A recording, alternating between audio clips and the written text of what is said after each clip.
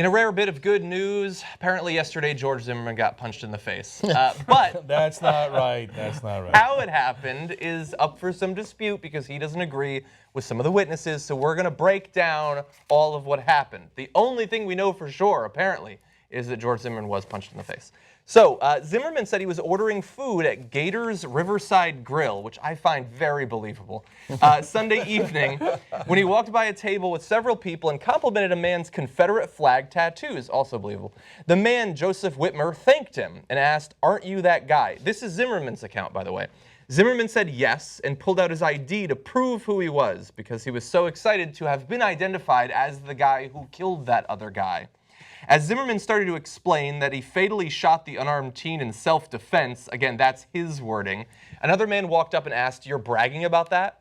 Zimmerman told the man he wasn't looking for any trouble, and that's when the man punched him in the face, breaking his glasses. Now, we're going to give you the other witnesses' points of view in just a minute, but first, we actually have some of George Zimmerman's 911 call that we want to play for you.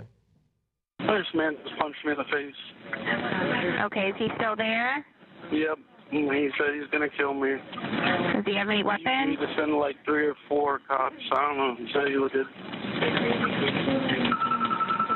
Is he away from you now? No, his friends are trying to pull him away. He hit me. He hit my friend's cell phone. Okay, did you see any weapon? Face. No. Okay.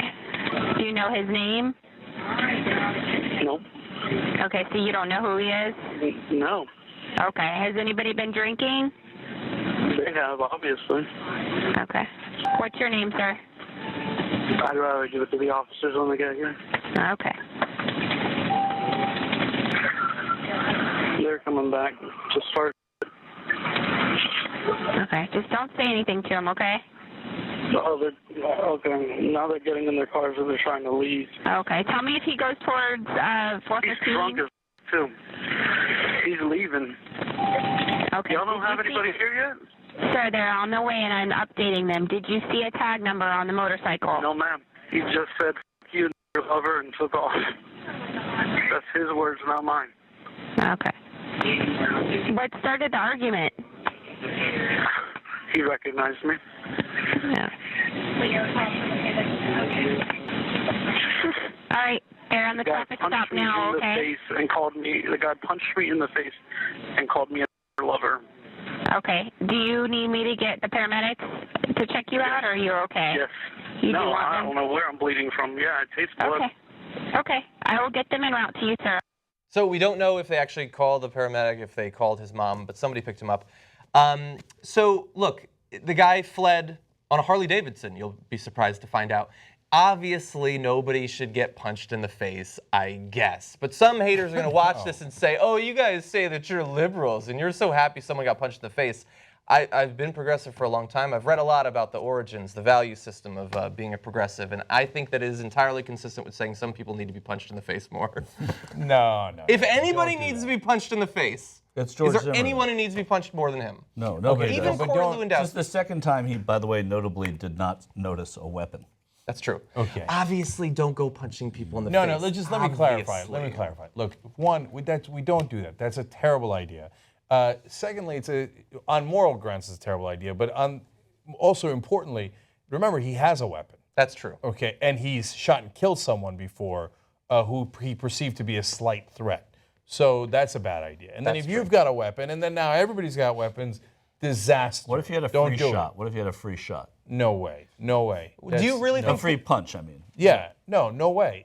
I wouldn't do it. Cenk, do you really think there's a high chance that people are packing heat at Gators Riverside Grille? I think the chances are about 80%. Yes, I think so. Okay, so we gave you his point of view, but now we have some witnesses that were there. Witnesses told deputies a slightly different version. Whitmer's wife said that Zimmerman approached them while they were eating and said, "Hey, I like your racist tattoos." He then told them about killing Trayvon to brag, a report states. Another witness who was at Whitmer's table said he also asked Zimmerman to leave their table. He said he had an issue after Zimmerman came to his table and proceeded to brag about how he was the one who killed Trayvon Martin. So same group there, but different witnesses, all saying roughly the same thing. Okay, so when you get into the details of the witnesses, it gets really confusing as to what happened. In fact, the owner of the establishment has now banned Zimmerman and says, "Don't come here, man. You always create trouble. I don't want this kind of trouble." And in his account, Zimmerman didn't even get punched. He said there was shoving back and forth, and Zimmerman made a big stink about it when he didn't even get punched. So I don't know what happened here. Here are the things that we do know. Number one, every witness says Zimmerman is not telling the truth. Yeah. Like they have a slightly varying story about the tattoo and the punch and the thing, but they all say, no, what Zimmerman says is not remotely true, including the guys he was complimenting.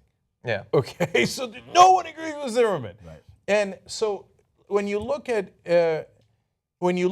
this account of how Zimmerman relays this story, contrasted with now there were witnesses, unlike Trayvon Martin, right?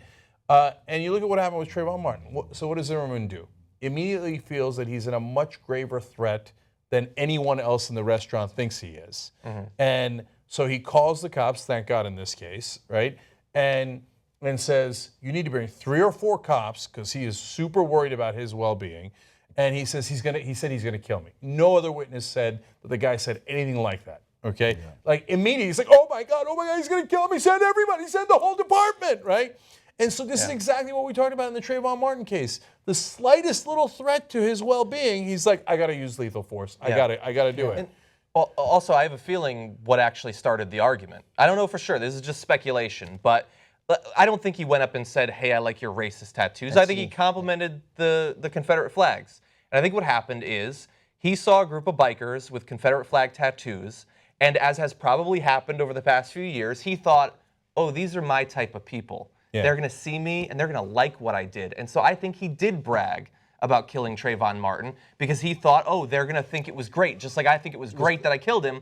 And they apparently don't think it's so cool that you killed Trayvon Martin, and so that led to a fight because he almost certainly was bragging, or at least was smug about the fact that he'd murdered this unarmed kid. Oh, well, so let me be clear about that. Every other witness says he was bragging about killing Trayvon So that's the part that I know is true. But I mean, I think that's why he was bragging. He thought he was in friendly company. Saying I like your racist tattoos, even that doesn't sound like George Zimmerman. No. Yeah. But no, I'm sure. Wasn't there something in that 911 call where he said they called me an N lover? Yeah. I don't know. So let me explain that real quick. So was the guy who hit him black or no? We don't know. We have no idea. His name was Eddie, and he drove off on a Harley Davidson.